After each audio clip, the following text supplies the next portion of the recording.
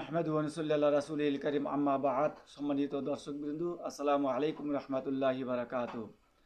আমরা যখন জালেমদের থেকে বেঁচতে চাবো তখন আমরা এ দোয়াটি পাঠ করব।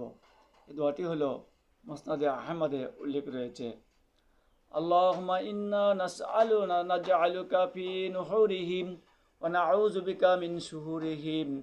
হে আল্লাহ, আপনাকে জালিমদের শাস্তি প্রদানকারী মনে করিতেছি এবং তাহাদের অপকারিতা হইতে আমাদের আশ্রয় চাইতেছি। অর্থাৎ জালেমদের শাস্তি দানকারী একমাত্র আল্লাহ তাআলা। সেই জালেমদের অপকারিতা হইতে, নিষ্ঠুর নির্যাতন থেকে আমরা আপনার নিকট বাঁচতে চাই, আশ্রয় চাই। সুতরাং জালেমদের থেকে বাঁচতে হইলে এই দোয়াটি পাঠ করবেন। মুসনাদে আহমদ শরীফে হাদিসে উল্লেখ রয়েছে।